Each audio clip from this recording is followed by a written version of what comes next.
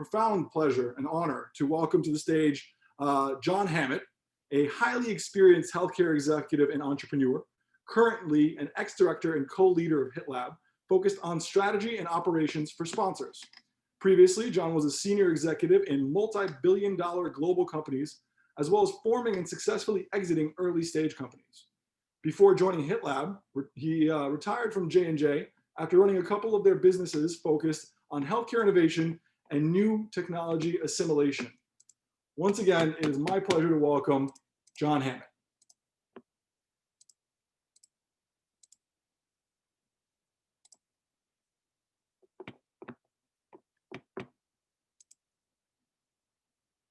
John, you appear to be on mute. There we go. Now I'm unmuted. And so Justin, thank you. I'm looking forward to following up on that. Was an extraordinary discussion of playing forward. And I'm going to ask everyone who's listening to the conversation for the next half hour or so to listen to this conversation and presentation in the context of what you just heard from Playing Forward. Playing Forward has some very dedicated and determined founders, some extraordinary leaders, and some advisors who have been working for over 3 years to bring the concepts that they were describing today to fruition. And what I'm going to be talking about are the issues of strategy, the determinations of what makes digital health solutions successful in the marketplace, and effectively, trying to help everyone understand the journey that they've gone through, and more importantly, the journey that many other early stage companies go through, and what many very mature companies go through as they try to add innovative solutions to their portfolio. So I'm going to actually share my screen because I'm going to use some material to try to reinforce the points, and therefore you don't have to simply watch a talking head, but you can actually see some of the material that I'm referencing. I'll also ask that Justin take notes and keep track of any comments or questions, because there would be some time toward the end if people want to have a dialogue or further explore some things that we go by along the way.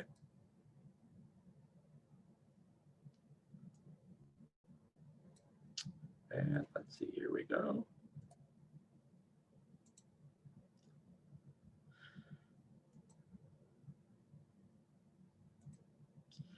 All right, so this is titled Strategic Issues. But the key point before we even get started is I want to reemphasize there is no single strategy. There are thousands of strategies, and they represent the ambitions and the desires and the trajectories of large companies, small companies, mature companies, ambitious early stage companies. And so the principles that we're going to cover in the next few minutes are really affecting any form of strategy that deals with a digital value proposition in healthcare. And it's adjustable, and it's frankly the underlying foundation that helps people decide what path to take, why that path makes sense, and most importantly, what do you do about it when you get to the point of having a successful opportunity to launch. There we go.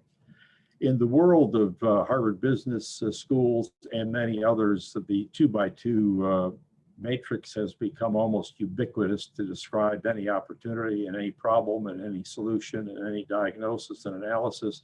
And so I'm going to use one here just as first a nod to that body of knowledge, but secondly to emphasize that in the world of business and the commercial uses of solutions for digital health driven health care, there are strategic opportunities, things that can disrupt the market, things that can transform solutions.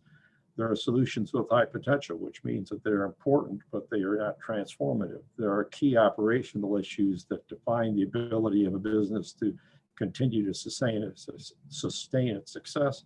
And there are the support things which just allow the lights to be on and the wheels to turn, et cetera.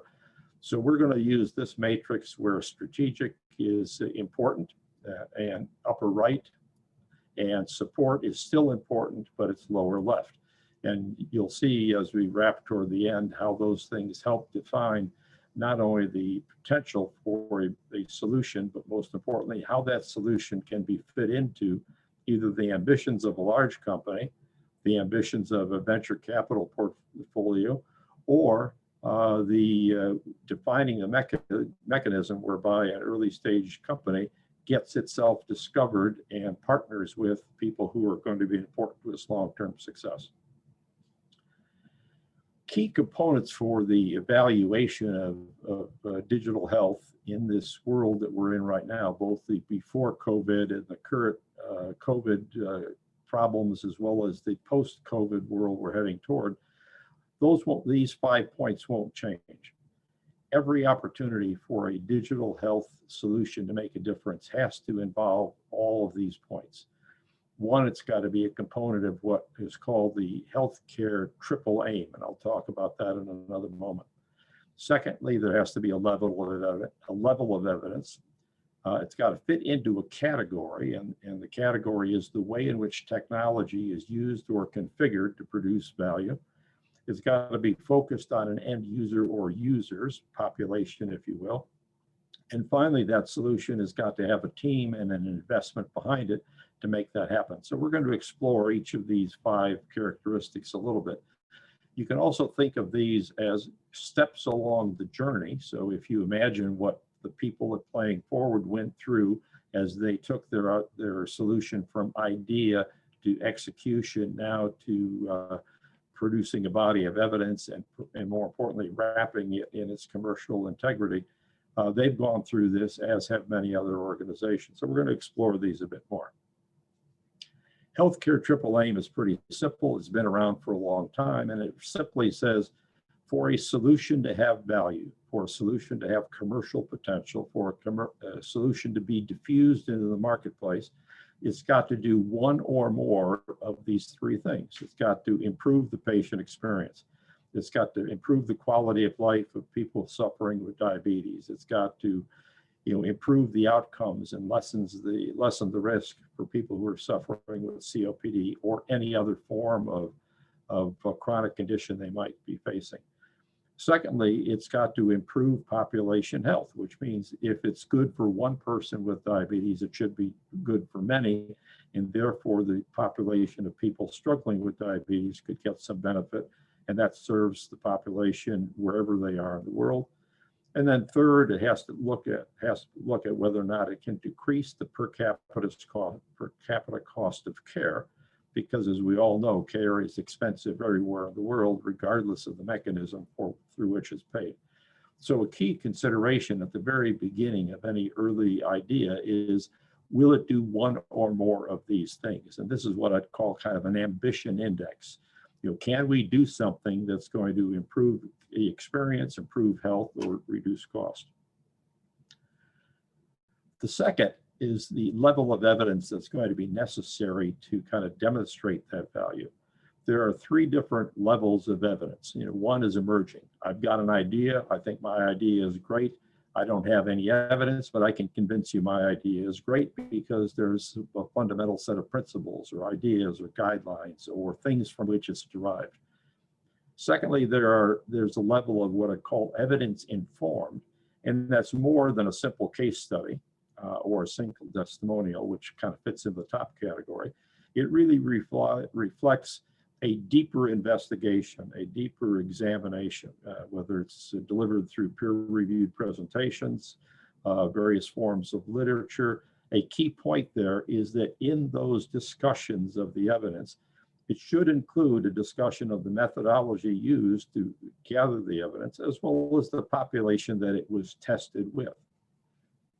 The third and most powerful form of evidence is the peer-reviewed publications, which actually have proven beyond a question, and most importantly, are showing the outcome impact on the AAA.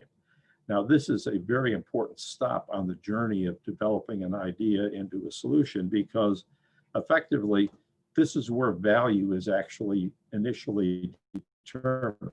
This is where you begin to make the case that if I do A, value will be produced for somebody, and here's the way in which we begin to demonstrate that. So essentially, the use of evidence begins to demonstrate and determine how value is actually produced from that solution. So this whole idea of evidence is very critical.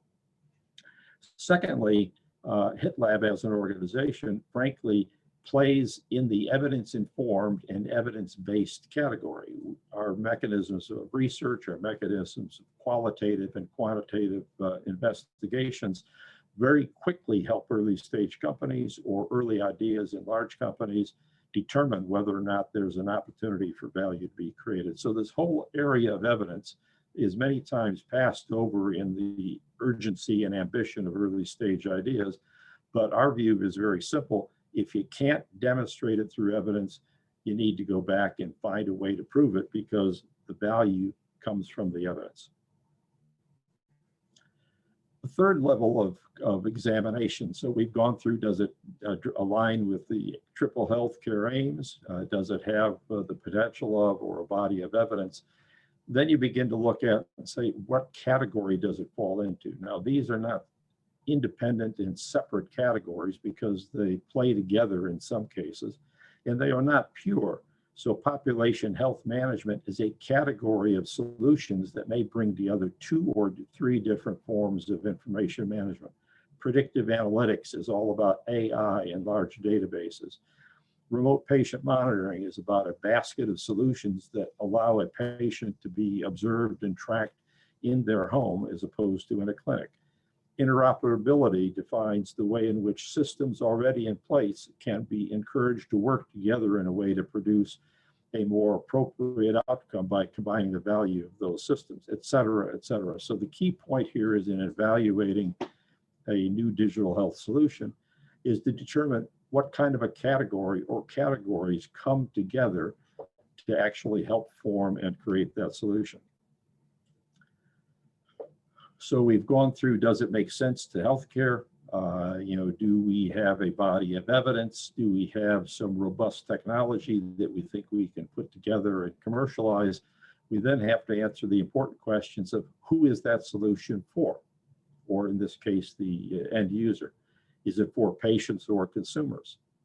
Is it aimed at providers? Is it a tool that a provider will actually use to improve the diagnostics or the delivery of therapeutic solutions? Is it something a payer will actually incorporate into the judgments they make about what do they pay and how much do they pay for that intervention? And so an important thing to understand in this strategic journey of an idea or a strategic journey from idea to solution is who is it aimed at, or who, plural, could it be aimed at? This is also an important milepost along the way because this is where value is actually confirmed. Because we look at that body of end users and we say, who will pay and what will they be paying for? Because in the world of healthcare, someone has to actually write the checks for the solutions that are delivered by providers. Usually it's payers who are paying, but in many cases we've got solutions in the market today where patients are paying out of pocket. So the key point here is in the discovery of and the growing confidence around value, we use this stop point to say, how can we confirm that someone is willing to pay real money for this solution compared to all the other choices they have to try to solve the same problem? Lastly, in this journey, and this is a journey toward getting to the point of where you begin to put a solution into the marketplace, you have to look at the team and the investment necessary. And these are the questions of what is the opportunity? What is the market? What is the business model? What is the marketing strategy, et cetera? So these are the elements that go into surrounding an idea and making that idea become more real, because it's the use of people, the use of people's skills and knowledge, it's the use of capital, it's the way in which ideas are melded, informed, and confirmed, and ultimately delivered into the marketplace. This is also how the story gets told when it comes to both raising money and beginning to create the message about why do you want this in the marketplace, and in the marketplace, why do you want to use it if it's there? And so this whole story around the opportunity, the market, the business model, et cetera, become important elements It helped reinforce the process of raising money if you're an early stage company basing your progress on investment, or if you're an idea wending its way through the bureaucracy of a large healthcare organization. So it ends up with a story that some people call a startup pitch deck, or a elevator pitch, or another form of storytelling. And there are as many variations of this outline as there are people who want to have a blog or to be a venture capitalist. This is just a generic solution that represents many different points of view. But a typical startup pitch deck has all of these components in it. It's the summary, it's the problem being described, it's the solution, the value proposition. And this is generally the way in which the pitch is organized. Now, the dirty little secret in the world of venture investing, or in the world in which internal organizations decide on what to invest in, the real key point of those 10 is item number 8. Does the team, both the current team and the future team, and the governance mechanisms and the advisors, et cetera, have credibility, experience, and trust? If you're sitting in front of a venture capitalist or an angel investor and you're pitching an idea about this great thing that's going to change the world of healthcare, the first thing they're going to look at, they won't say it, but they'll look at it and say, is this a team that I can trust with my money?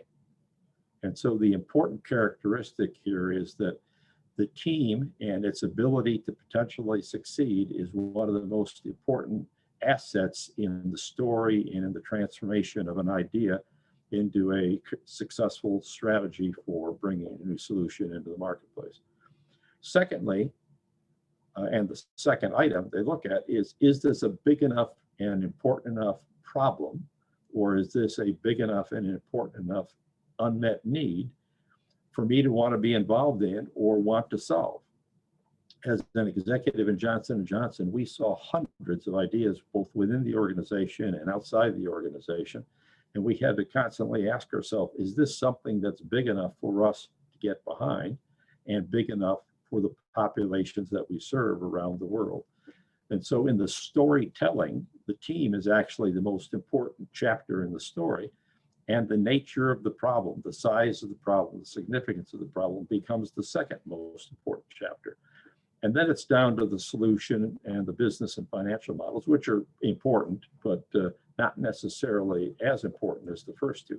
And why am I going through this? Because if we go back to this point where we're talking about the business opportunity, here's the way we tend to think about it. On the other hand, if we have to tell the story, we have to go through this process of telling it to somebody and getting them to want to buy in and support it with money or with a partnership or some other mechanism. And so it's important to be mindful of the fact that even as you go through the evaluation of an idea, you're also going to have to sell that idea to others. And an important characteristic is we're a team who can make a difference, and we're solving a really big problem that needs to be solved. I'm going to wrap at this point with a couple of thoughts around the portfolio, because the portfolio is an important way of thinking about either your trajectory if you have an early stage solution that you're trying to bring to the marketplace, or if you're a large organization trying to sort through the ideas that are on your desk about, which do I invest in, which do I not. In a perfect world, and following what I call generic portfolio theory, you would want to have a number of solutions approximately in this ratio, which says that you want to have about 70% of the work you're doing, 70% of the ideas you're pursuing in a high certainty, low risk category with a 12 to 20 or a 6 to 12 month horizon. This is a way in which you begin to balance your risks in a portfolio. Now, if you're an early stage company, you don't have the opportunity and flexibility to have a portfolio. So you need to think about at what target in this portfolio matrix am I going to aim myself and tell my story? If I have a blockbuster idea, I want to be pitching to the upper right, which means that it's the low certainty, high risk, and whoever you're pitching to is probably putting no more than 10% of their effort, 10% of their money, 10% of their risk capital in that category. So you've got to have a very high bar to get over to get into that quadrant. So it's an important way of thinking about either at an early stage company who's inventing solutions and driving them forward, or a large company sorting through their opportunities.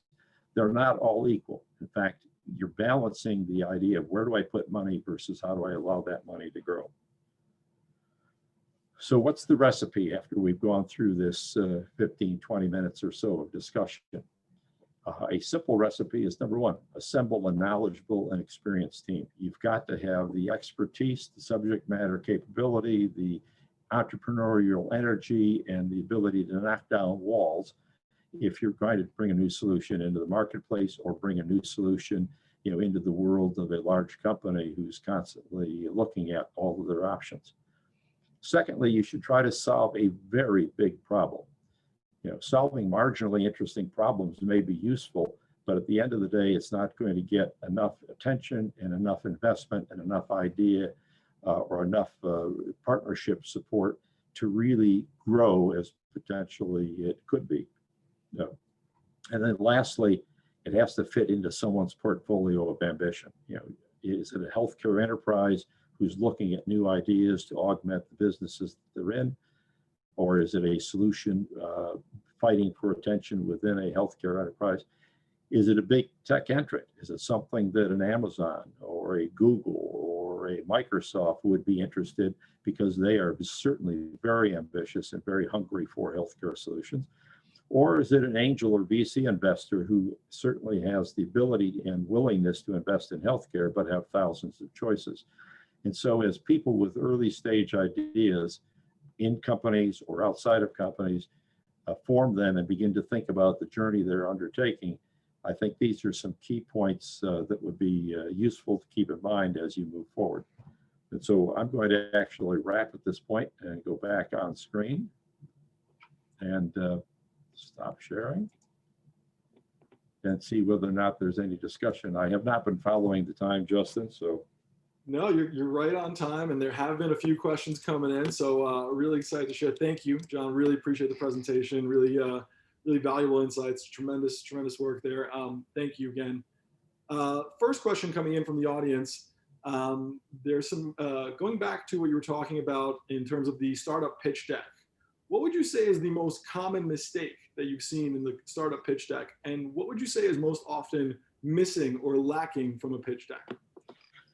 The most common, and this is an informal distillation of hundreds and hundreds of discussions, the most common is assuming that you have no competition. My idea is so robust and so exciting, I am past the upper right in the quadrant and there's no one who can even touch me. Because most people who have been in investment or have been investors in healthcare know that's not true. And for that to be asserted by an early stage company simply means that they're not being realistic. And so the overestimation of the competitive strength of their business idea or their solution, is a tell that's very, very poor form, so to speak, on the part of presenters.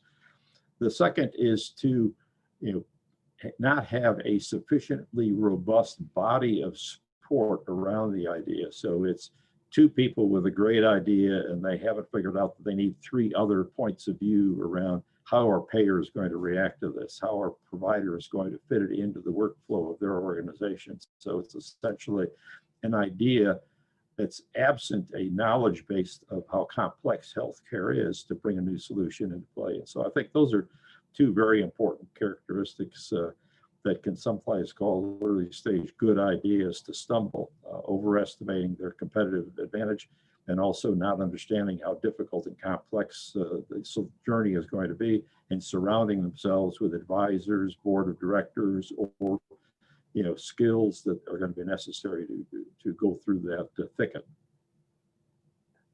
Thank you, John. Absolutely. And going back a little bit further in your session, towards the beginning, you had said that, in your opinion, it's really a combination of strategies, a combination of approaches that really you've seen be most successful. And I guess what I would like to, if you could share with our audience, How many times have you seen these approaches successfully work? Well, for every 1,000 ideas or solutions, or whether it be ideas within large companies or ideas in the vast world of entrepreneurial energy, for every 1,000 ideas, only one ultimately has the potential to succeed. And so the odds are stacked deeply against early stage ideas. So you need to realize that it's a competitive jungle.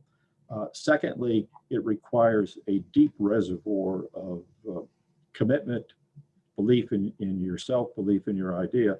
And I would again point to our friends Playing Forward. HITLAB has been fortunate in that we've followed them and supported them, and provided some advice from time to time. And they are an example of a very determined group of people who believe in what they're doing, in spite of the fact that they're not always necessarily getting the support or the feedback or the progress that they're expecting to make. And so I think the most important characteristic, new ideas in healthcare, is that we have more than we have money, number one. And number two, even if you do get some early money, you're still in a very, very competitive race to try to make a difference. And one of the things that everybody needs to keep in mind is that what is the exit of the idea? Is the exit being acquired by Merck? Is the exit having an IPO and becoming a billionaire? Is the exit partnering with Amazon and becoming the foundation for Amazon's further entry into healthcare? So it's not just simply what is the idea, but where is the idea going to go and who's going to care about it in the next 18, 24, 36 months, so that I have a place in which the idea is rewarded, with the prospect of growing even more quickly.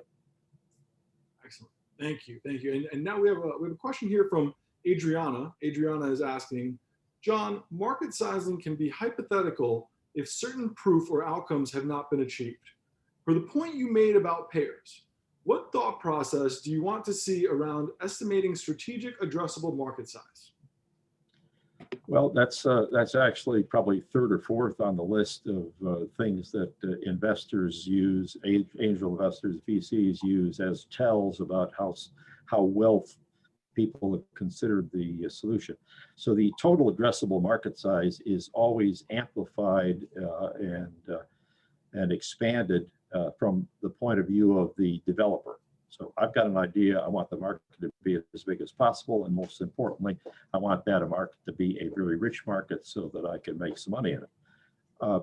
The risk is by overstating the total addressable market, you begin again to erode some confidence, number one. And number two, it then begins to look like a mathematics exercise. And so if I understood the question, the most important thing is to try to find a pilot partner as early as possible. And so if the solution is aimed at a value proposition that will appeal to payers, find somebody who can be an advisor from the payer point of view to help add reality to that total addressable market.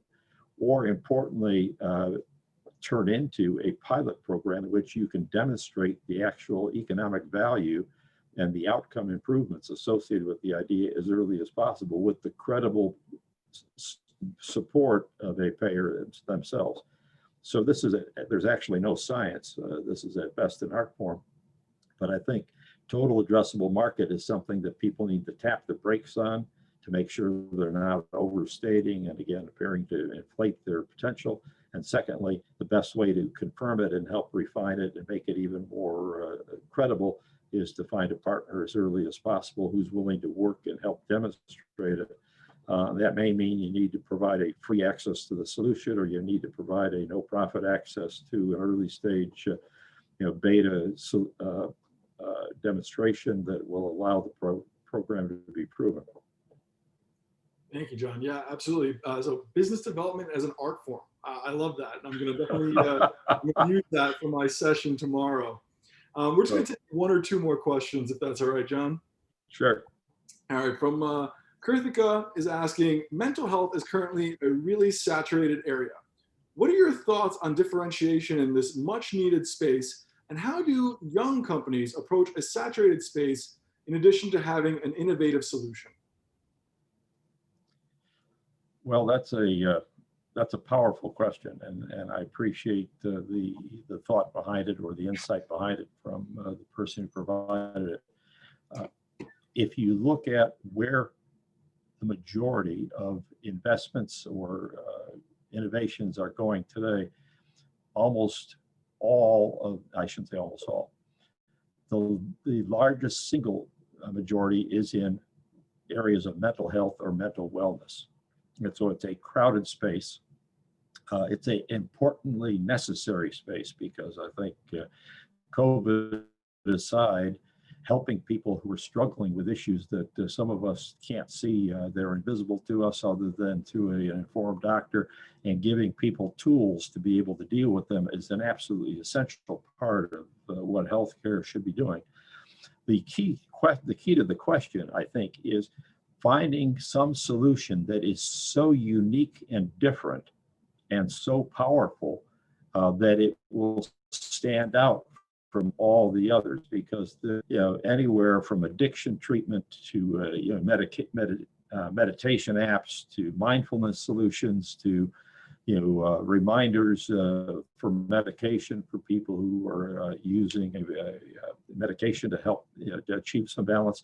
And so when you look at it, you can come at it from any one of those angles. The real question for somebody who's considering it or somebody who's already developing a solution, how do I differentiate what I'm doing from everybody else who looks almost like me and who may be trying to solve the same problem?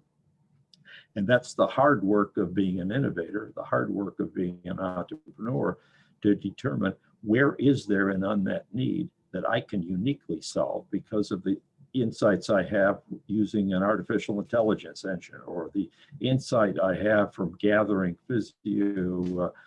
biological and physical data about somebody to be able to infer a way in which they can be helped through an intervention. And so it really puts a very high burden and a demand on people who are designing the solutions to not come out with what will appear to be me too, but in fact be significantly differentiable, because the race is for diffusion into the marketplace. And it's only the solutions that ultimately both prove their point and then ultimately are adapted and drawn into the marketplace do we get the levels of diffusion, as we've seen with Livongo and as we've seen with the Teladoc and others who came to the market with a new solution, and suddenly the 1,000-pound gorilla in the marketplace today. And so diffusion is the goal. As I said earlier, the exit is also the goal.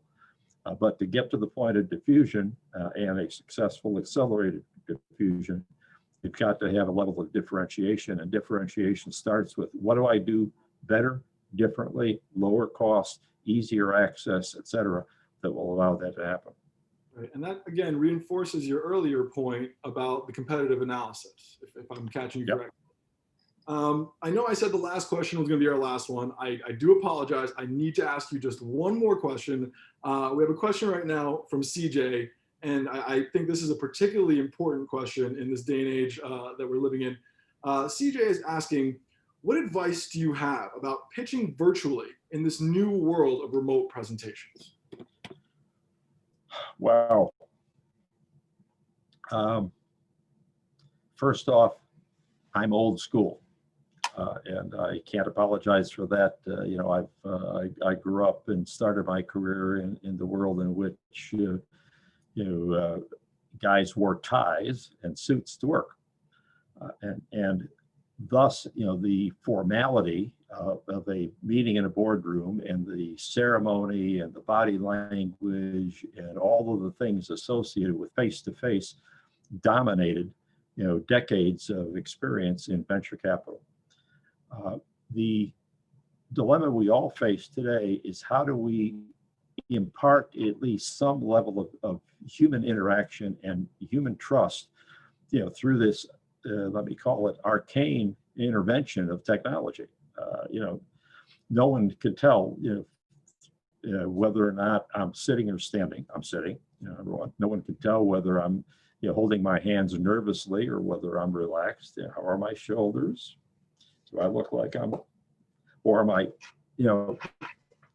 and those are all important, what I'll call human characteristics that were certainly part of the pitching process.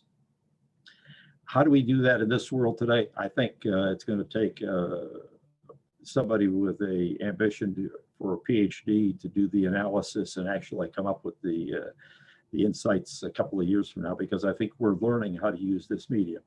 I would say first, number one, be yourself as much as you can be. And if that means that, you know, if you're uneasy or if you're nervous or if you don't like being on camera, you've got to rehearse so that you become as natural and as comfortable as possible. Because even though you're not in the same room, there are still tics and twitches and characteristics of people's behavior that can be exaggerated, and sometimes exaggerated to the wrong conclusion on video. And so you effectively need to become a better actor. And when I say actor, I say in the most positive sense. That doesn't mean telling stories that are not true. I mean simply, you know, acting so that you are yourself. And then secondly, your material has got to be as clean as possible. I'm guilty of overpopulating my material with too many words, which forces people to either read your slides and not listen to what you've got to say, or forces you to drain the slide, and then you have the risk of people not paying attention. And so I think that the issue of virtual pitches is very difficult, number one. There's not a good body of knowledge and skill and experience we can grow from.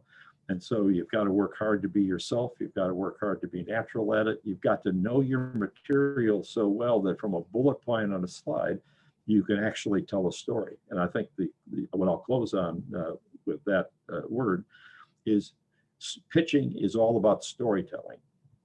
We heard that earlier today. I think Harsha was, when he was listening to one of the pitches midday, he made the point of somebody personalizing the story they were telling. They made it real. So it wasn't abstract. It wasn't, you know, it wasn't distant. It was really human. It was about how does this solve some very serious human problems. And so the more we can make our storytelling not only trusted, but coherent in terms of an organization, but then lastly, how does it affect real people, and try to make some, you know, connections between people's experience and what you're offering to help reinforce the credibility. So hopefully that was helpful. Thank you, John. Thank you so much. Well, it was certainly helpful to me in the sense that I will be monitoring my shoulders very closely as I monitor these next 2 days. And while we might not be wearing ties, I do appreciate your pocket square. So looking great. Thank you again, John. Thank you so much for your time. You're welcome. Stay over. Take care. Thank you.